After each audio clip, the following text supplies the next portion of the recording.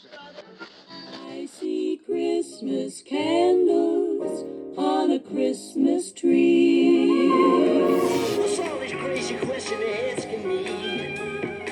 This is the craziest party there could ever be. Don't turn on the lights, because I don't want to Was see. not torn. All right, so contrast between Luke 5 and here. In Luke 5, the net's starting to tear. Yeah. Here it's not. In Luke 5, they don't mention the number of fish. Here they do. So why is John highlighting those two things?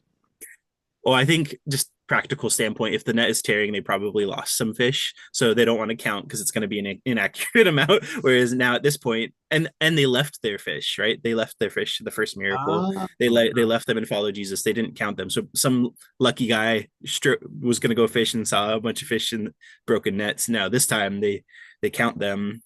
Somebody counts them clearly and tells John how many there were.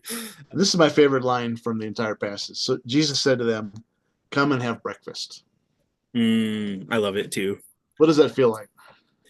I think that it just shows that, because Jesus is probably thinking about that Peter denied him the last time. Like, he sees Peter and he's like, I know that this is what Peter's thinking about, but I want community with my disciples. I want community with him. He's like, hey, like, come have breakfast, guys. I made this special breakfast. I went all out. It's charcoal grilled fish. It's yummy bread. I mean, it's a beautiful image of what God wants for us. He wants community with us. He doesn't want us to be perfect before that. He just wants genuine community with us. I wonder how many breakfasts these guys had together in the 3 years.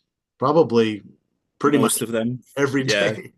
Wonder how often Jesus was the one doing the cooking, and how familiar did it feel? And yet it says that none of the disciples dared ask him, "Who are you?" They knew it was the Lord. So are they like so full of respect for him that they don't want to make him mad by asking him a question? What's the dynamic that they're afraid to ask him? I think that, we see sometimes when they are pondering amongst themselves and not asking, they're intimidated by him a little bit. They want to try to figure it out themselves. They don't want to be seen as kind of idiots because they don't know something obvious, right? They're probably looking at him like, you don't look like, you obviously aren't Jesus, but you obviously are Jesus. And they're probably just kind of like, what are you doing next? I mean, like the guy always had something that was going to throw them. I mean, the one time he's walking on the water, they didn't expect that. And so it's an interesting life, that of being the follower of Jesus. And so they're like, it's him, but look at him. He doesn't look like him. His nose is bigger. His nose is smaller. His hair is a different color. He's younger. He's older, and yet they know it's him. And it says, now this is the third time Jesus appeared to his disciples after he was raised from the dead. So the theme here is Jesus eating with sinners. And who are the sinners in this case? And who's the highlighted sinner of this group? Peter is the highlighted sinner, but he is not alone in this.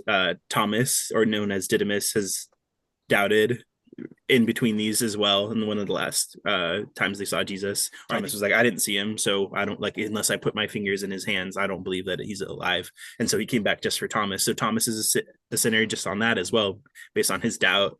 We're all sinners, right? We all fall short of the glory of God. So I think that we're all, in that case, we're all sinners. But I think that this passage specifically is for Peter as his sin of denying Jesus, because that's, we're not going to really talk about it, but that's what gets redeemed in this moment. So that's the purpose for Jesus eating with the disciples. It's clearly the purpose, besides just having community. That was what the purpose was, just to restore Peter.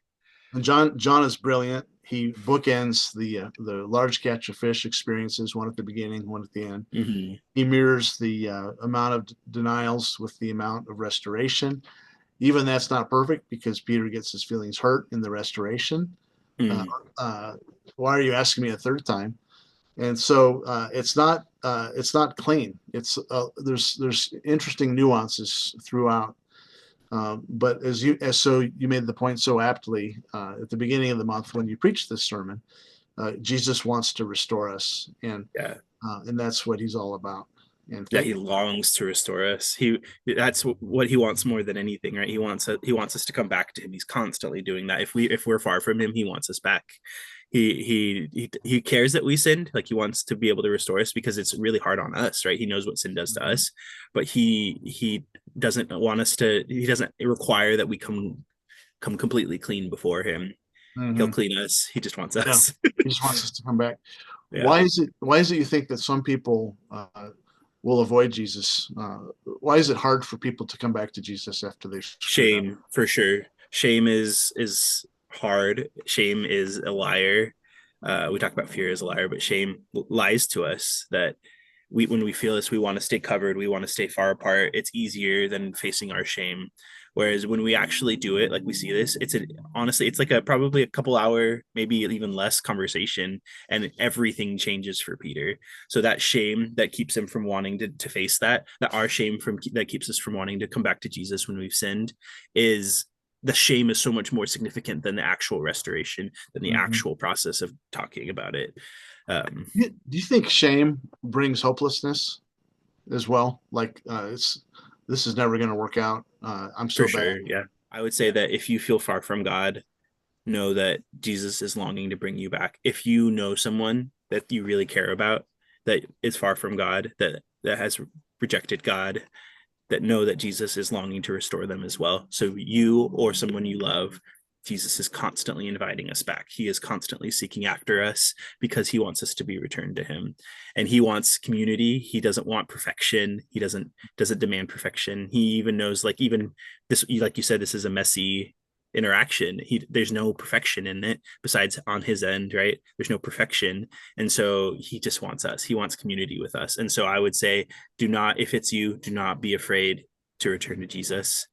Do not be afraid to face your shame, because your shame is way worse than facing Jesus, because he wants that reaction. He wants that interaction. He's not like this. He's not going to make you pay. He wants that. He wants to forgive you. He died for to save you from this. And then if it is somebody that you love that you're thinking about, just know that and be encouraged that Jesus is constantly doing what he can to make sure that they are brought back. And so if you are praying for it, don't pray that Jesus is going to bring them back, because he is. He's constantly doing that. Pray that that person makes that decision to come back to Jesus. Mm, that's good.